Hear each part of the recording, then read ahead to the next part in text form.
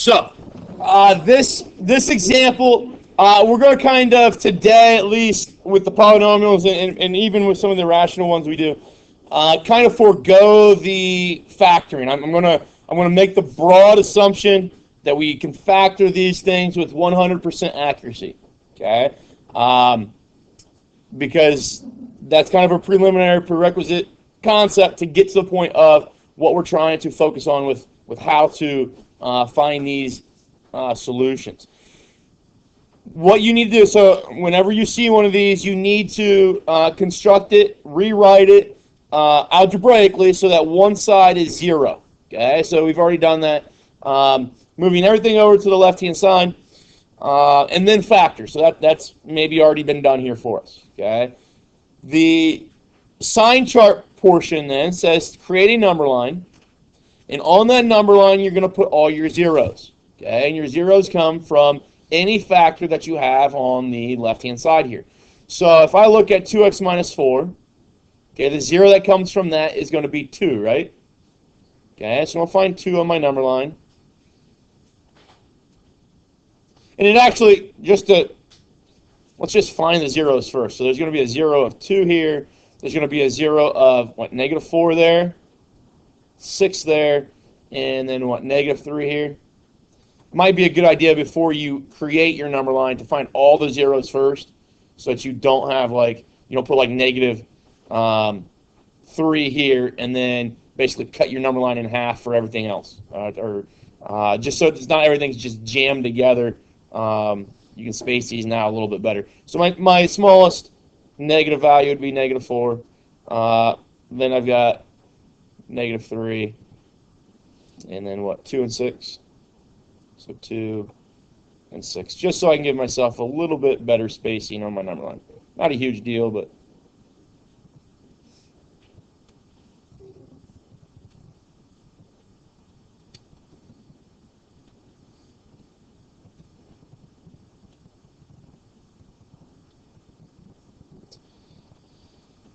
then I like to draw these vertical lines down. It just divides my regions, and it just allows for me to have better organization. I think you see the same thing happen in WebAssign. I think they're going to give you basically WebAssign. I think just does a bunch of boxes here initially, and you click on the box in a drop-down window, and you choose the value, choose the plus or minus or whatever. But they're going to have these vertical lines as well inside kind of the graphic that they give you. You're then going to write all your factors over here on the left-hand side. 2x minus 4, x plus 4, x minus 6, and then 3x plus 9. And then obviously we're going to put our p of x, or if you want to write total down here, either one's fine. But remember, the chart is just it's a graphic organizer to provide all of the different combinations of possible maybe negative values, positive values, negative values, positive values that occur when I choose some particular x value. Okay, so I chose 0 there. We'll give me a negative here, we'll give me a positive here, a negative here, and a positive here, right? So it gives me all of those different possibilities of particular values. Now, what we find out, it's all because of multiplicity for these zeros. Remember, each one of those has a multiplicity of 1, right? They all have an exponent of 1 for their factors, meaning that on the x-axis, they're either starting above it and they will pass through a 0 and go below it, or they start below it and they'll pass through a 0 and they'll go to above it, right? Okay. So each one of those negative 4, negative 3, 2, 6, those zeros that we found are actually x-intercepts on the actual x-axis. So really what we're kind of doing here is when we draw that number line, we're drawing the x-axis. Okay? And now we know that if those are the x-intercepts, those are where my graph crosses the x-axis, then if I can find like I say I choose a value of 0, okay? And I find out that value of 0 provides me a positive number, then that means that my graph, when x is 0, is above the x-axis. Okay? Well, then that means it's going to be above the x-axis for all values that are around 0, that are stuck between successive x-intercepts that 0 is stuck between. Does that make sense? So 0 is stuck between the x-intercepts of -3 and 2, right? So all values between -3 and 2 are going to have the same behavior as 0 has, okay? Or the y value that 0 has. So, for instance, if I chose x to be 0 now, usually you don't kind of jump around like this, but since I've already done it here, if x is 0, I should get a negative here. For this factor, I should get a positive, right? This one I get a negative, and this one I get a positive. So my total then, if you have two negatives, what's your total? It's going to be positive, okay? Now, the idea here, or what I was trying to say is, I chose 0 as my test value, okay? Well, values like 1 and 1.5 and 1.9 and 1.999 and -1 and -2 and -2.5 and -2.9999, all the numbers that between -3 and 2, those x-intercepts, all of those values, all those x values are going to have corresponding y values that are above the x-axis, just like 0 did, okay? So you don't need to choose a specific test value. Choose whichever one you want in that interval, okay? Because they're all going to give you the same type of results back. Does that make sense? Now, I don't care, like we said yesterday, we're just putting the plus or minuses here. If you're a person that says, I need to have that -4, I need to have +4, I need to have -6, and I need to have 9, and you want to have that positive, whatever number that comes out to be as a product, you can do that. But it's going to be a lot of unnecessary multiplication. Okay? So we're just going to put the signs in. If I go over here, so I come back over here, and let's just do a number that's to the left of -4. What would be a good number to choose that's left of -4? -6 is fine. So -6, if you double it, you get -12. Subtract 4 from it, you get a bigger negative number, right? -6 plus 4 is negative. -6 minus 6 is negative. -6 times 3 is -18 plus 9 is negative, right? You have an even number of negatives. What's that always going to provide you? Positive product. Okay. Now the only thing here, there's really not a nice integer to choose here, right? So we got to go -3.5 or something like that. If I go -3.5 and I double that, it gives me -7, right? -7 minus 4 is negative. -3.5 plus 4 is positive. -3.5 minus 6 is negative. -3.5 plus 9. So -3.5 would be, -3 times 3 is -9, right? 0.5 times 3 is 1.5, right? So -3.5 times 3 is -10.5. Plus 9 would give me negative. You have how many negative signs? 3. So as a product, I have a negative, right?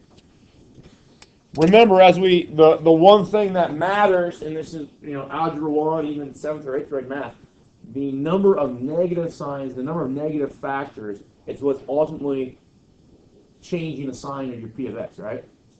So that's why I never really pay attention to how many positive signs I have. I'm worried about how many negatives I have. Now I'm going to go look at between 2 and 6, so maybe I choose 4. 8 minus 4 would be positive, right? 4 plus 4 would be a positive. 4 minus 6 would be negative. And then this one's going to be positive. Okay. So what's my total going to be? Negative. And then I like to choose really big numbers over here. Okay, if I choose like 100, that's going to be a positive, right? That's going to be positive. That's going to be positive. That's going to be positive. That's really easy math. And the number over here is really, really big. So then, and you can do the same thing on this side here. It shows a really, really big negative number. But that result then gives me positive. Okay. Once you complete a sign chart, always kind of go back up and look at your inequality and think about what this means. We're saying that this thing needs to be less than 0, right?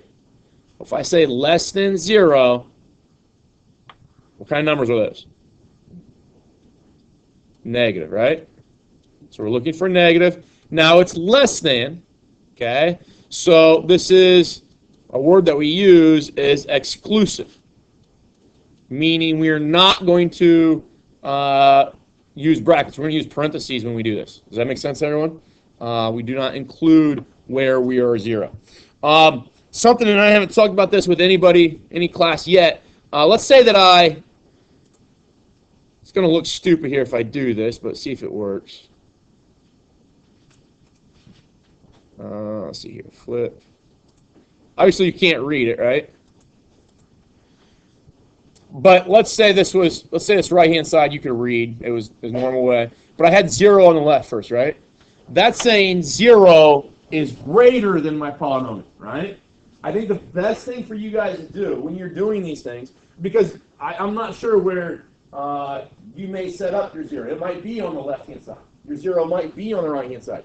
But when you ask the question of trying to, create your final interval, always read to yourself the polynomial side first. So I'm gonna read this one right to left. Does that make sense? So my polynomial and then less than 0. Is that okay with everybody? It's the same thing I get then when I read it this way. If I read it left to right here, polynomial less than 0. I don't want you to have to read 0 greater than my polynomial. Okay?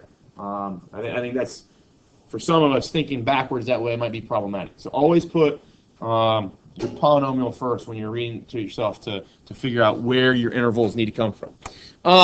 So we're looking for negative values. So I always come down and circle my negative values first of my totals. And then I go up to the x-axis, basically. That's basically what we've drawn here. And we graph those values. So remember, it's just less than, so we need an open dot there.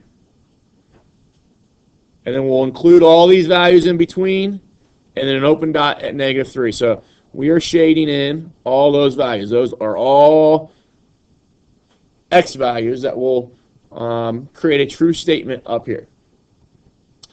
I'm going to skip over these values here in the middle because they were positive. And I'm going to get to this region of 2 and 6, the other region that is negative. Put an open dot at 2. Put an open dot at 6, and graph in between.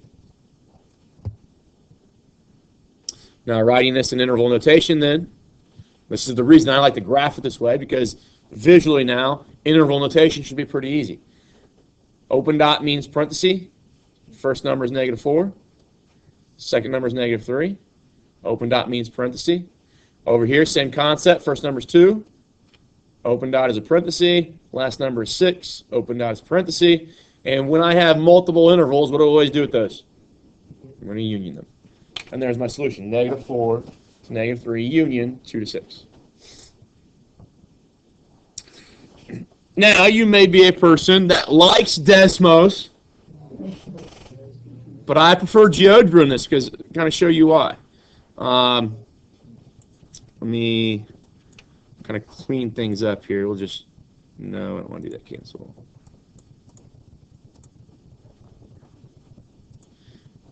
A couple different reasons. I can look at 2x minus 4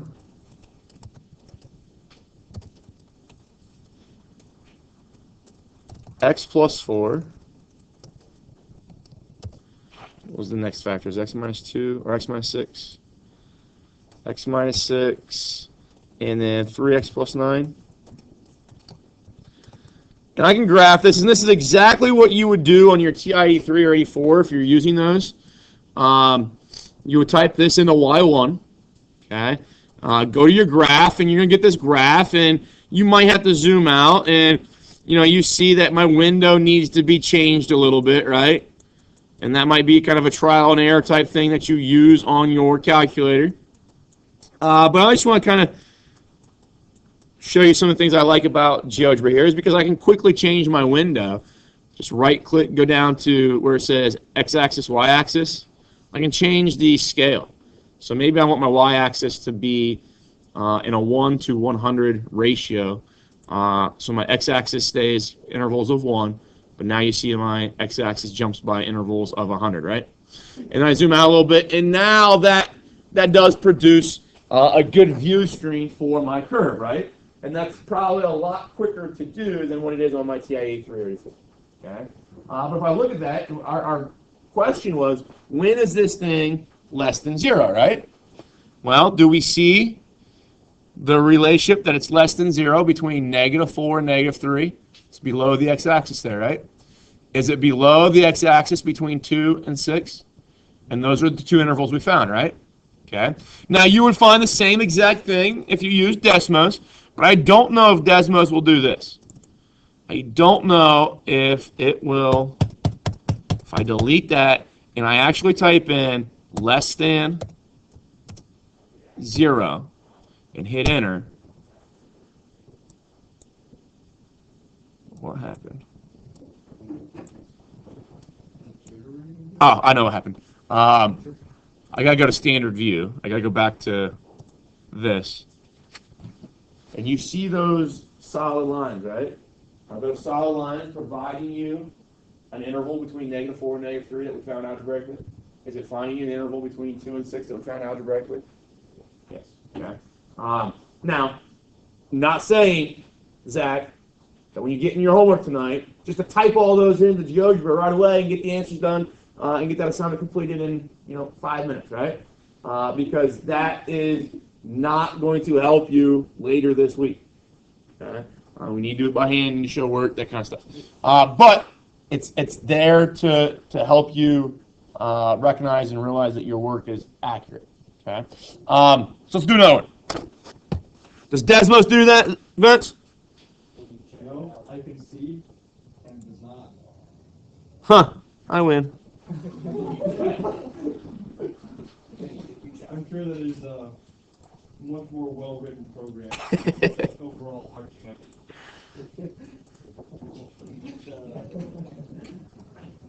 All right, let's do that one.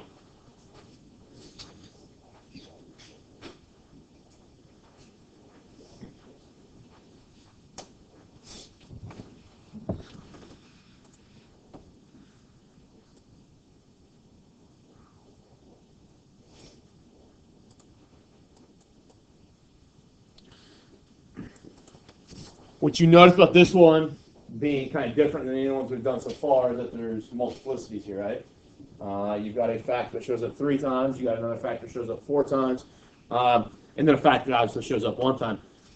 Just kind of thinking about what we know about multiplicities, if it's an odd multiplicity, graphically in the xy plane, your curve will pass from one side of the x-axis to the other side of the x-axis, right? Okay.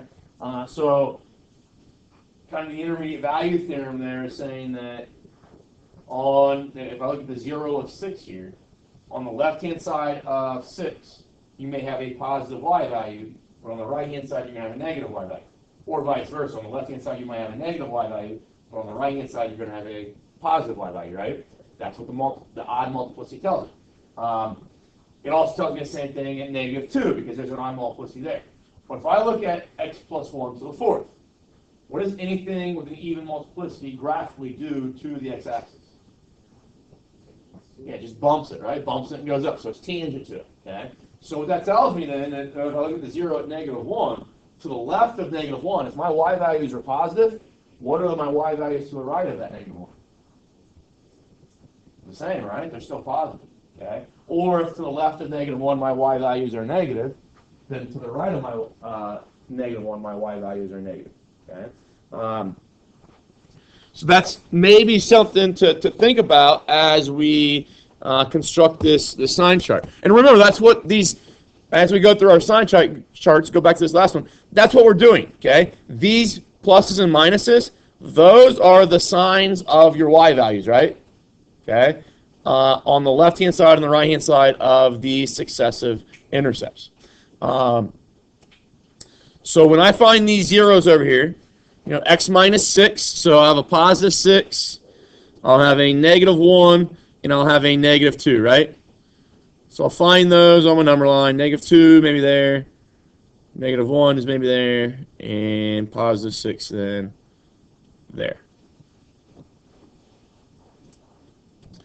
You could be a person that 100% of the time, when they see multiplicities like x minus 6 and x plus 1, and you see them multiple times, you could write x minus 6, x minus 6, x minus 6, x plus 1, x plus 1, x plus 1, x plus 1.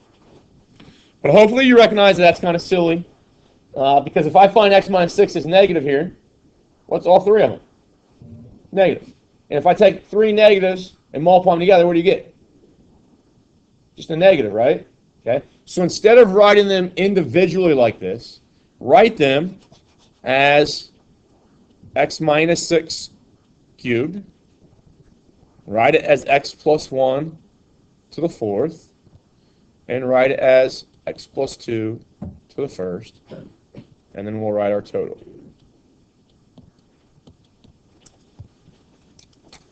Now, I'm going to actually start with the x plus 1 to the fourth.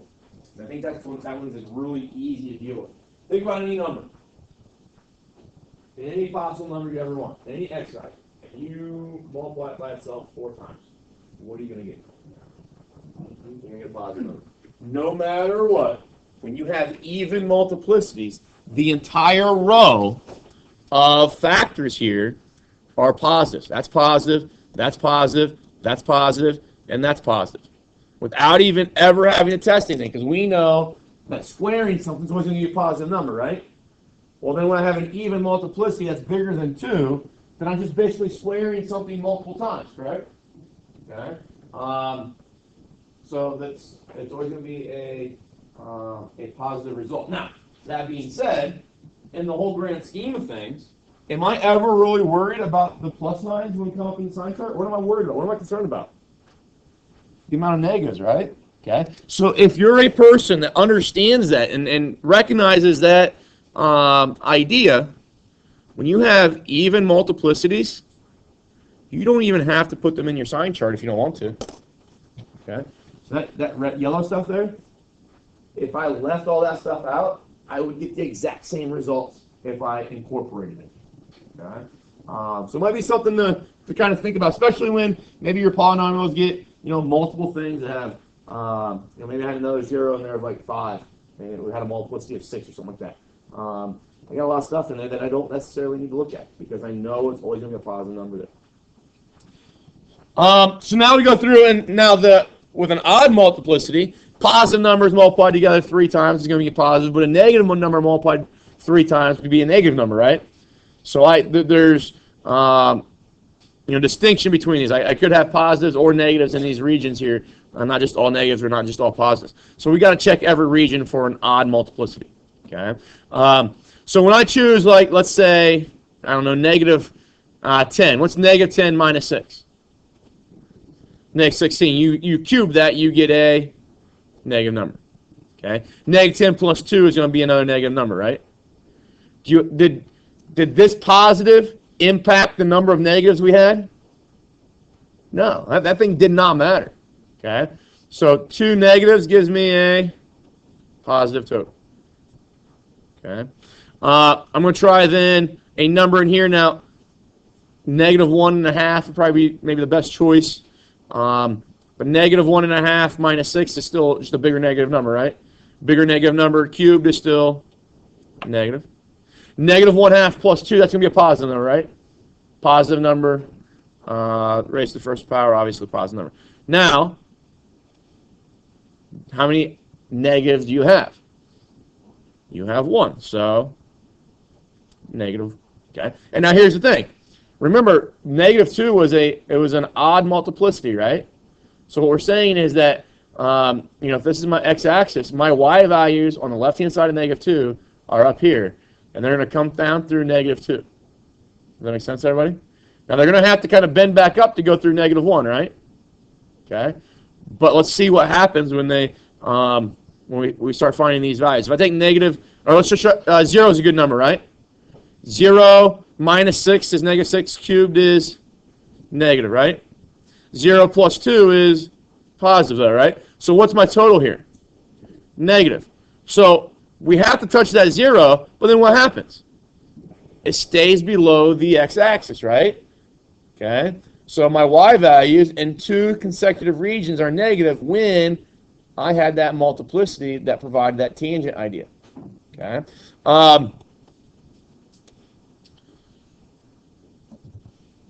Obviously, you guys know this about me. I'm a big component of not just going through the steps and seeing what we're doing and just writing this stuff down and getting in that robotic behavior. I want you to understand how everything kind of wraps together and how it intertwines and why this process works. If I look at 10 or 20 or 100 or whatever, I'm going to have a really big positive number cubed, right? There's going to be another positive number.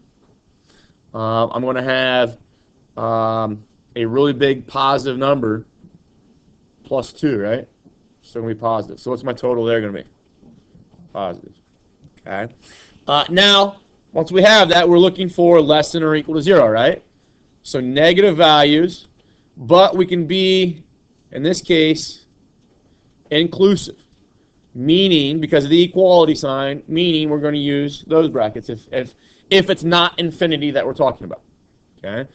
So I'm looking for negatives. So I come down here, circle that one, Okay. So I can go from -2 to 6, right? Would you guys agree that all of those provide me less than or equal to 0? So again, closed out -2, closed out at 6. So I'd have the interval -2 to 6. Now, I want to change this a little bit. I want to just slightly alter the problem. All right? Slightly alter the problem by doing this.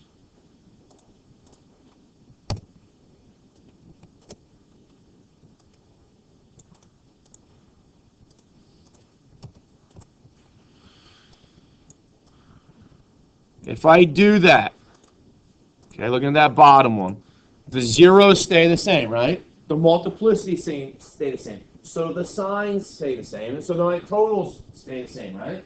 So my solution should still be in that region of -2 to 6. But because I changed the inequality, my solution is different. Okay?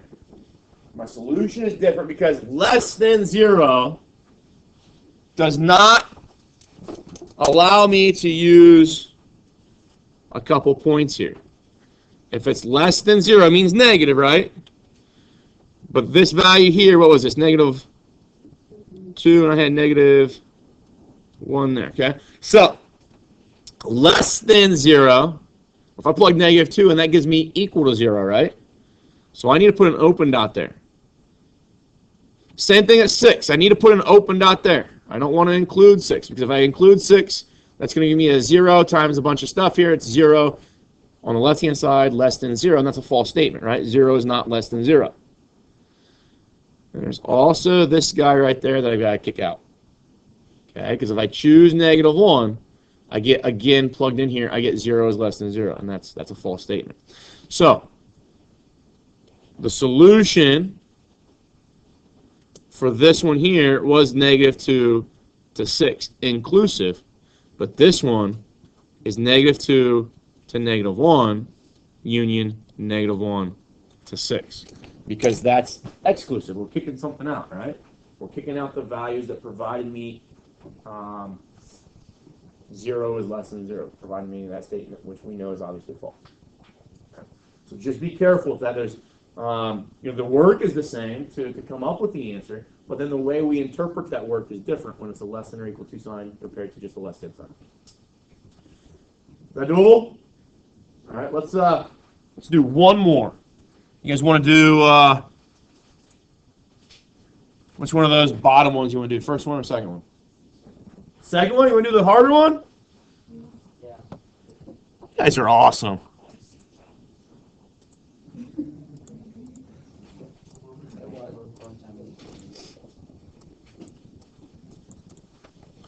All right, so we got to get one side to be 0, right? Which side would you think would be probably the easiest to get to be 0? Be this side, right? I'm going to subtract that thing over instead of subtracting two things over. So I'm going to cheat. You guys have to write down, but I'm going to go minus there. And then less than 0, control C. Right?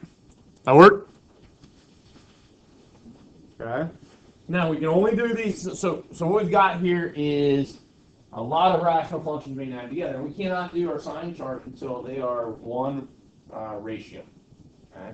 So I need to start adding things together. And if I want to start adding things together, what do I always need?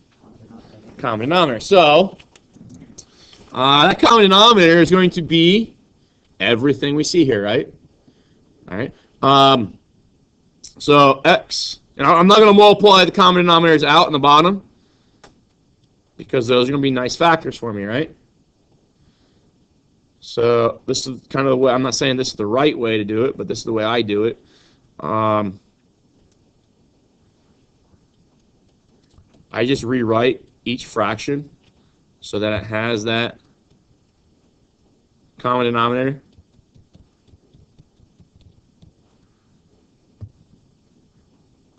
I don't do anything with the numerators yet. Okay, so this fraction here is going to be that one. This middle fraction is going to be that one, and this last fraction is going to be that one, right? Okay, and then I just think to myself, what did I have to multiply this one here by to get a denominator of that? X1 plus, or sorry, X1, X plus 1 and X plus 2. That's what you said, right? So we're going to multiply top by that, right? So up top is going to be X plus 1, X plus 2. Okay. Now I get to this one here, which mimics this one.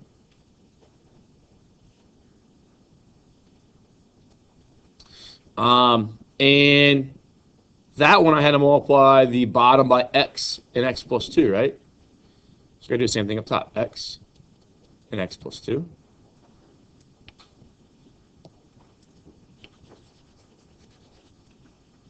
And then this one here, make sure you put a minus sign there. I had a plus sign there initially. But that one there mimics this one. And I need to multiply by x and x plus 1. So I do the same thing up top. Got a 2, and an x, and an x plus 1. Now, if you can do that, now it's just a matter of multiplying the numerators out. Leave the denominators the way they are. Leave them factored because we want them factored eventually when we want to create our sign chart. So what I'm going to do is I'm just going to create a big fraction here. Bottom looks like x, x plus 1, x plus 2. But now I'm going to expand that. Okay. Now you might think this is kind of counterproductive, where we expand something so that we can factor. But we're going to expand these things because there's, when we look at this, there's a 3x inside here, right? There's a positive 2 inside there. Over here, there's a 2x. Over here, there's another maybe 2x showing up there, right? And a 2. So we need to expand these things so we can separate them and find the common factors that can be added together, or common terms that can be added together, okay? Like terms. So I'm going to expand this. Gives me x squared plus 1x and 2x gives me 3x, and then plus 2. And then I'm going to expand this middle one. Gives me positive x squared plus 2x. And then come over here and deal with this last one. Okay, now just be careful with this last one because it's subtraction, right? And that subtraction means you need to subtract every component. Okay? So this is kind of what I like to do when I see subtraction. I'll go, x times x is x squared. So right here I've got x squared plus x, right? Those two things you multiply together. So I got a 2 there, right? So I for that power, distribute that 2 through it. So that's what that numerator should look like in expanded form. But I'm subtracting that, right? So it's minus 2x squared minus 2x. Okay, you have to subtract both parts. And the number one thing I see when people deal with these types of problems is that they'll put a minus 2x squared because it makes sense, obviously, that minus, and then the first term here is 2x squared. So they never get that one wrong, but they always forget that one. Okay? And you got to distribute that negative through. So you get less than 0. And now it's just a matter of combining terms, right? So x squared and x squared cancel out that negative 2x squared, right? So it's really nice. It kind of cleans up the factor and we have to do the top. We got a 2x and a negative 2x, right? Let's cancel out. So all I'm left with up top is 3x plus 2. And on the bottom again, we had x, x plus 1, and x plus 2. Less than 0. And now we've got it set up to where you've got one ratio, and you can do your sign chart. Okay. Going through and finding the zeros of this. The 0 here is going to be negative 2/3, right? Okay, so some of our zeros are going to be kind of problematic, maybe in regards to choosing particular values. We'll see. What does that 0 right there give me? 0. Okay. So that kind of stinks because 0 is one of those values in our sign chart that we like to pick out, right? In this case, we're going to find out in this question you can't use that. You have to use another value. Okay. This one's going to give me like -1, and that one's going to give me -2, right? So I just go through and I find those points. So -2. -1,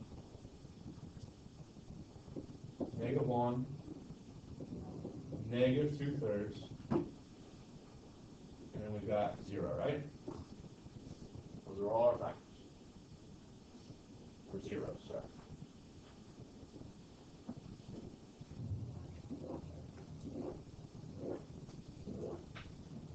Maybe I put those factors in on the left-hand side here, so I go to 3x plus 2. We'll do x. We'll do x plus 1. And we'll do x plus 2. Okay. Now choosing a number to the left of -2.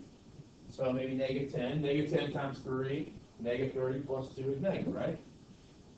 Now if I plug -10 into that factor right there, what do I get? A negative. For some reason, I think that's a situation where it's so simple, people mess it up a lot. They make it so simple and make it difficult. Whatever you choose for your input value, whatever your test value you use, and whatever its sign is the same sign for that factor there. -10 plus 1 would be a negative again, -10 plus 2 would be a negative again. So then my total is going to be 5. Now between -2 and -1, I got to choose like -1.5. -1.5 times 3 is going to be a number that is more negative than that 2, right? So its absolute value basically is bigger than 2. So when I add 2 to it, it's still going to be a negative number, right? Okay, so it's going to be a negative. -1.5 plugged in here is going to give me a -1.5. -1.5 plus 1 is going to give me a negative again. And then a -1.5 plus 2 give me a positive, so it's my total. Okay. Now this is kind of where it stinks, is because there's some values in here that don't really like. A number between -1 and -2/3 would be like -3/4, right? -0.75. If I take -3/4 or -0.75 and multiply it by 3, okay? So -0.75 would be like 225, okay, 2.25, 2.225, sorry, 2.25, okay? If I had that, and then obviously be negative, and I add 2 to it, what's it going to be? Negative, okay? Then if I have this one here, that's going to be negative, okay? Now I go here, that should be positive, right? And that one should be positive. And my total should be positive. Now in the next interval, I can't choose anything between, I can't choose 0. I wish I could choose 0, it'd be nice. So now I want to go like -0.5, right? -0.5 is not going to be too bad. -0.5 times 3 is -1.5, plus 2 is a positive number. So it'll be a negative number there. And it'll be positive, and then it'll be positive, and your total would be negative. And now we choose really big numbers. But think about this. Choose really big numbers. Choose a positive number. Is there any subtraction occurring in here? No. So all of these are going to be positive, right? And now we want less than 0, right? This thing here said less than 0. So we're looking for, well, let's Just be careful. We kind of skip a step here. When we found these zeros, they came from the denominator, right? Okay. So you need to make sure. Now, it's not a huge issue here because the overall question was less than. But if it was less than or equal to, we'd have a problem here. We cannot let x be 0 because it came from the denominator, right? You can't have division by 0. So it might be a good idea, before you even do your sign chart, to go to the zeros that came from the denominator and just put those open dots on all of those initially, okay? Because those things will never be able to be colored in. They'll never be able to be included because they come from the denominator. And ultimately, they're asymptotes, right? Okay? So there are no y values there. So now, just want to make sure that we understand and have that concept built in. Now we're going to go negative, so that region there. And we also then have that region there. So we go -2 to -1, and then -2/3 to 0. Okay? Changing it a little bit, if I would have had equality there. Okay? If I would have had equality there, then we could include that one there. Does that make sense? Okay? But we could not include the other ones because the other ones would give me division by 0, right? So that's just something to pay attention to. A lot of times when we do these things, I get a lot of people to do the right work, but kind of overlook the idea of division by 0, and they had brackets which have parentheses. So just be careful with that. That's all I've got for you today. I do have, and I apologize, but I haven't given these back to you yet. We'll give you your text back. I'm going to